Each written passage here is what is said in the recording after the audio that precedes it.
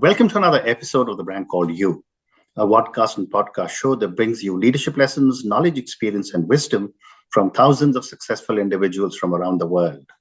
I am your host, Ashutosh Garg, and today I'm delighted to welcome an accomplished professional from the world of technology, talking to us from California, but today in Greece, Mr. Thanos Diacakis. Thanos, welcome to the show. Thank you very much for having me. I'm super excited for our conversation today. Thank you. Thanos is a software delivery coach and a fractional chief technology officer. He's also an independent consultant. Thanos also holds 7 software patents and degrees. So Thanos, I'm looking forward to a fascinating conversation with you. And my first question is, what drew you into software engineering originally, and what keeps you passionate about it after 25 years? Yeah, it's almost too long for what really brought me in, but I remember just as a kid being super into anything that has buttons and knobs and switches on it. And I was just super interested in learning how these systems worked. It was like figuring out a little puzzle of how do you work with this thing and make it do exactly what you want. And it really got a lot of satisfaction out of building something out of nothing. And I think that continues to present day, where when I go work as an employee or now as an owner of my own business, I really enjoy working with clients and actually coding stuff. I see those as little tiny problems, and you have to solve a lot of these little problems together. And these tiny puzzles, I get immense satisfaction out of solving them and using your brain. And you start from like maybe applying it to a technical problem that is like debugging something, but then a little later you're debugging a team or a process, and it becomes a lot more fun. It's looking at these bigger systems and how they all come together. Fascinating. And you worked across startups and technology giants. What have been some of the biggest mind shifts you had to make between those worlds? Yeah, these worlds are like super, super different.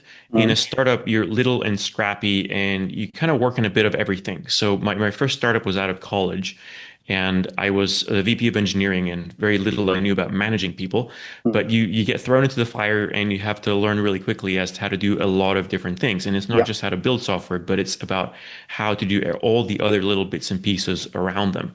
And then you fast forward, a decade or two, and you go work for like a big giant like Uber, and you no longer have to do everything yourself. And before, you were working on some piece of software and you needed something designed, you would design it yourself, or now you have a designer to go to.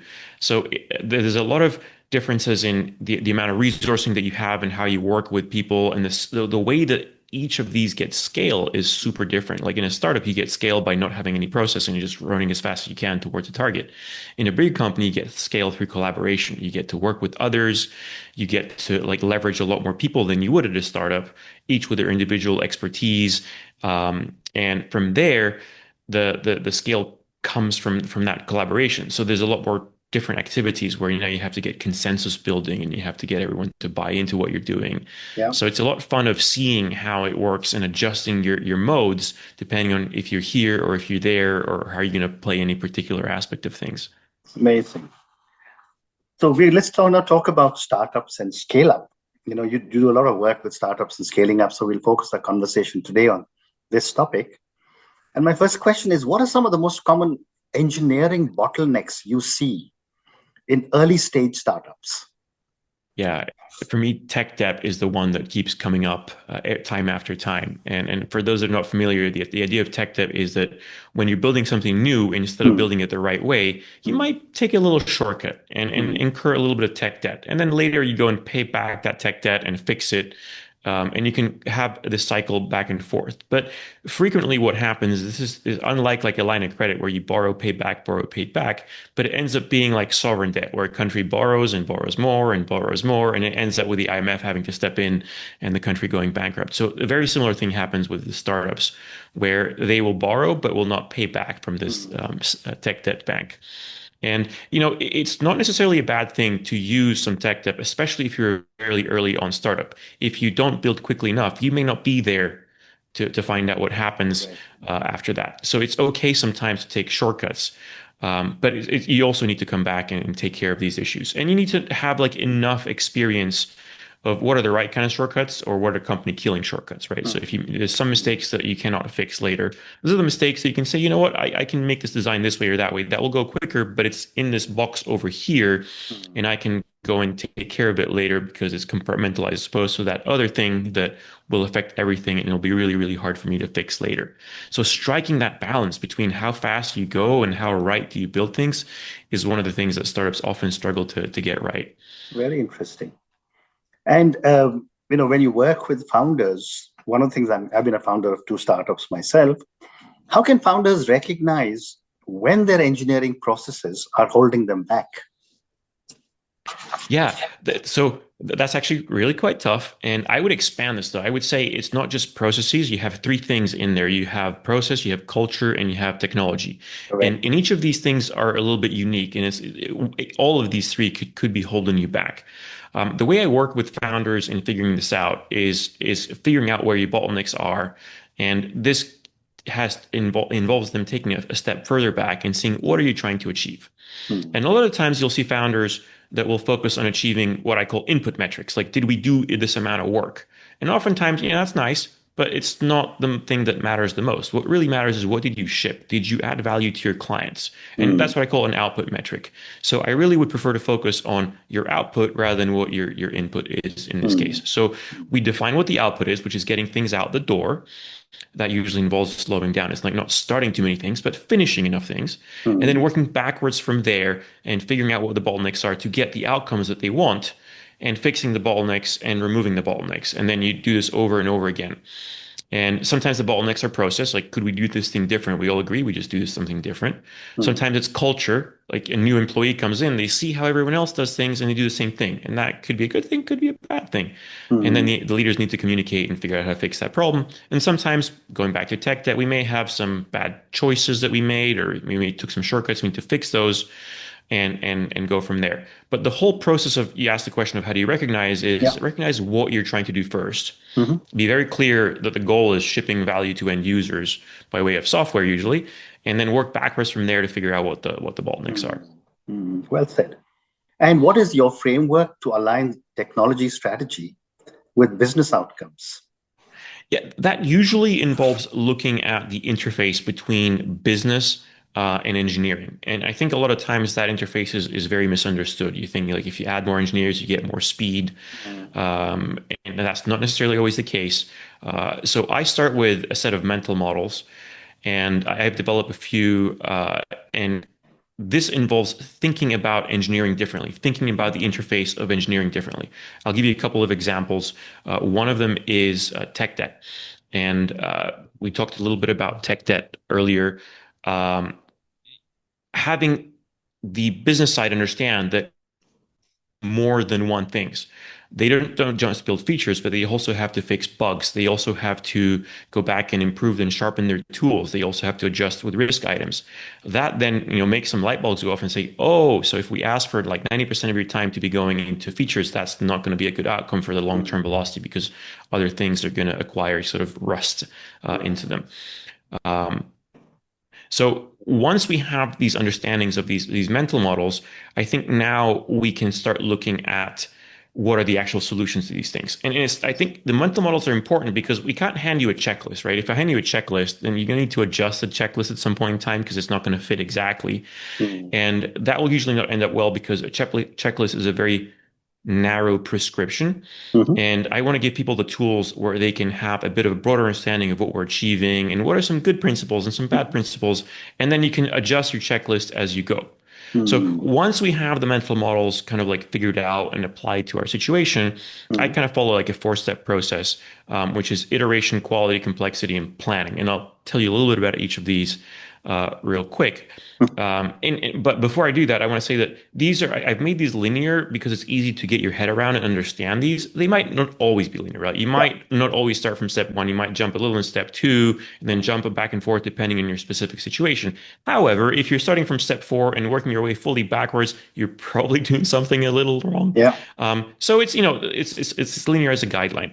And the first step in this process is iteration. This is your ability to go from an idea to software running in production in users' hands in a fairly short period of time. This is in days, not in weeks or not in months, like it used to be 20 years ago. Once you have that one down, you go on to quality in production. This is understanding how your system works in production. Do you understand what it's really doing? Does it do what you think it's doing, because sometimes you think you know what it's doing, but it's not doing exactly what you're doing. This is Mm. observability, all these kinds of tools that enable you to see what's actually happening. And it ties in together with iterations, because at some point you cannot iterate fast enough unless you can see that you're Right. not breaking what was already there. So now once teams have iterations down and they have some pretty good level of quality, what tends to happen next is complexity sort of starts growing up and goes Hmm. higher and higher. So Mm. then we have to get that under control.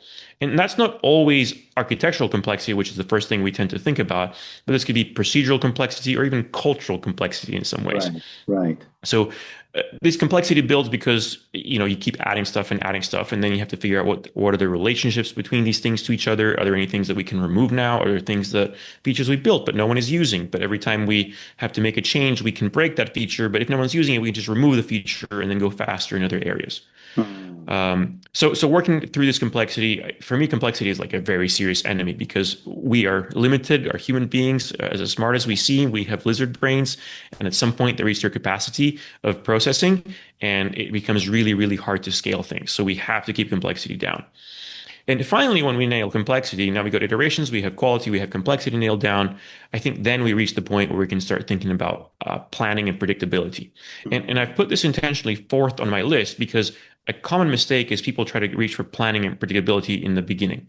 Mhm. Things take too long, and then they want to, kind of put some specs down and trying to figure out how to make this much more predictable. And we can break every little step in the plan, and we're going to execute it and make sure next time it goes exactly to plan. And that really never works out well. Mm.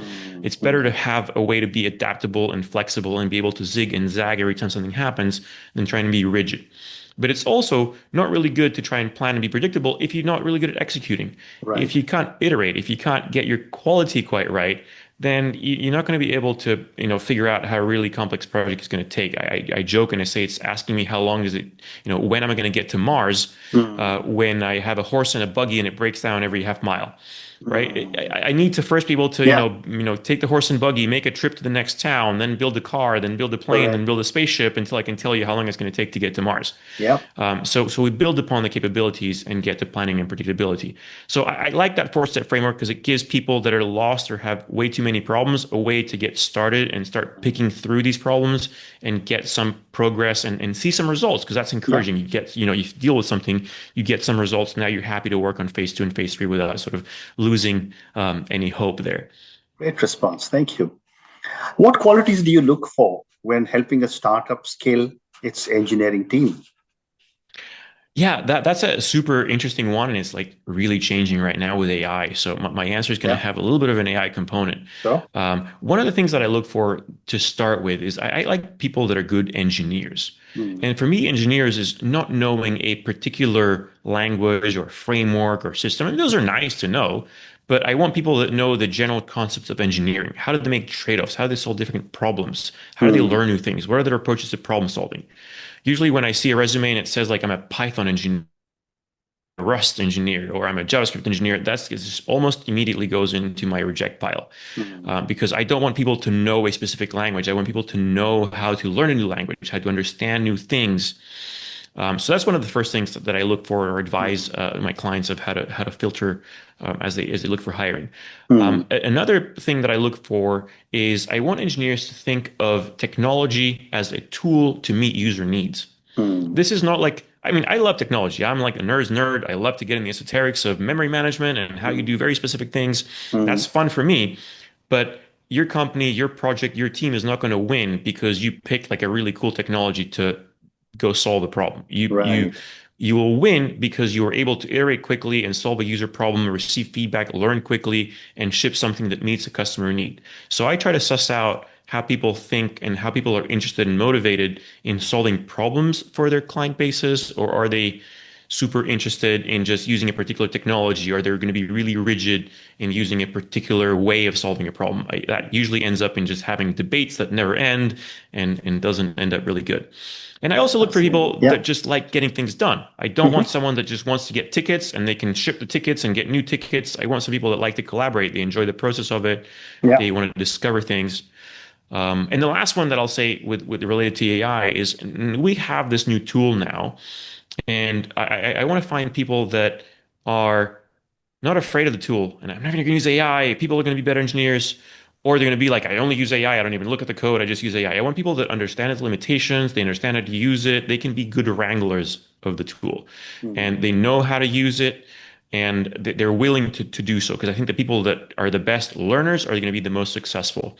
I used to play this computer game that said it was a flight simulator when I was a kid. And it said one of the advice that was written in there was know and use all the capabilities of your airplane. If you don't, then sooner or later, someone who does will kick your ear, right? So, Absolutely. so for me, that's the same with technology, right? Yes. If you don't learn and use everything that is at your disposal, someone else will do so, and they'll take your lunch. Very well said. And based on the work you do with so many startups, my question is, when should a startup invest in infrastructure and performance optimization? I'll have different answers for each of these.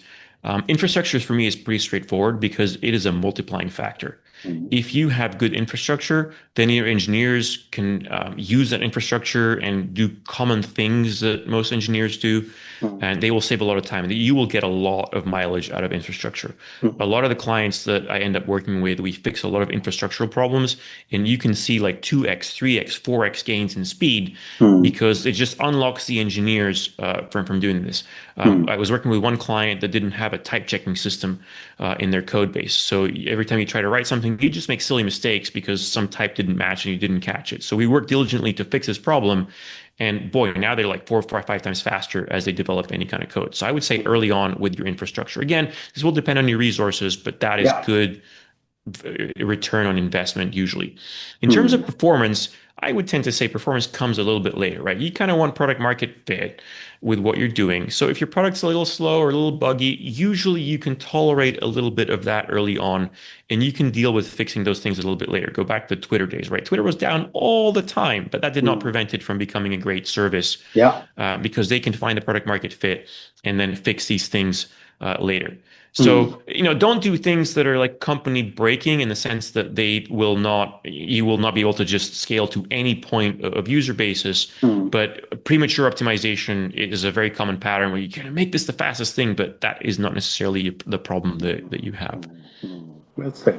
And Thanos, what is your approach to build versus buy when time to market is very critical? Bye. Okay. Um, And why? I'm half joking in being so absolute about it, but No, no, I I think agree it's with very you. tempting for engineers to go and build stuff because it's cool to build stuff. Yeah. And 90 something percent of the time, that's a mistake. If something is a commodity, go buy it.